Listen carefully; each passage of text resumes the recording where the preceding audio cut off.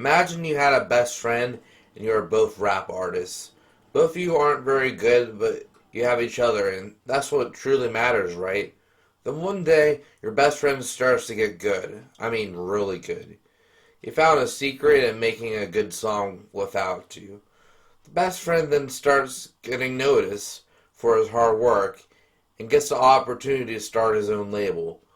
You want to feel happy for him being his friend, but not only does he not tell you the secret to becoming better, he now has completely ignored you through the fame and didn't sign you.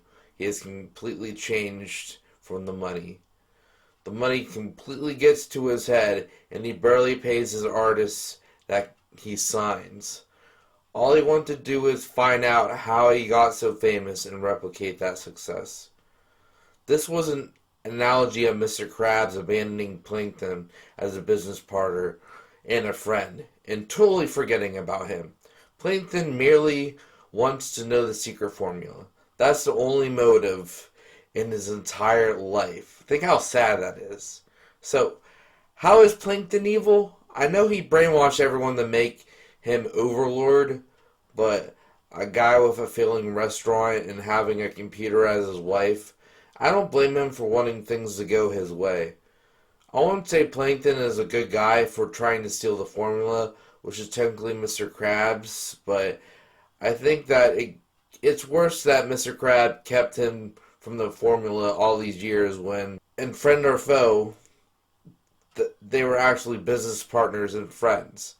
It's the principle of the matter that Plankton feels robbed of what he feels he is owed, so he constantly tries to act revenge and steal the formula.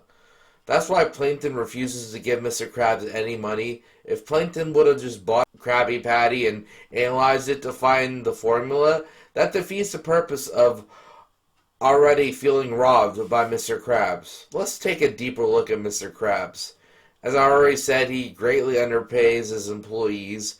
He makes his own customers sick from ordering Spongebob not to properly cook the patties. He stole money from children and put them at physical harm risk. He sold SpongeBob's soul for 62 cents. He defiled a grave for money. He inspired SpongeBob to help bury a man alive. He also drove Plankton to wanting to die. He can't even remember how old his own daughter is. What did Plankton do? Try to steal the formula because of his dying business, so he takes over the whole town for everyone laughing and abandoning him. Imagine being in his shoes and finally feeling like people are enjoying the chum bucket and taking Mr. Krabs out of business. Failure can drive people to the end, and let's not forget the reason why he got there. Mr. Krabs could have helped Plankton. He could have given him a similar recipe at least so he can support himself. They were friends after all. Mr. Krabs totally turned his back on his friend just for money and never looked back. Then took Plankton's revenge plot out of context and made him look like the bad guy. Mr. Krabs is an anti-hero. Plankton isn't a saint by any means, but deep down he's an alright guy. Mr. Krabs, on the other hand, I believe is the real villain of SpongeBob.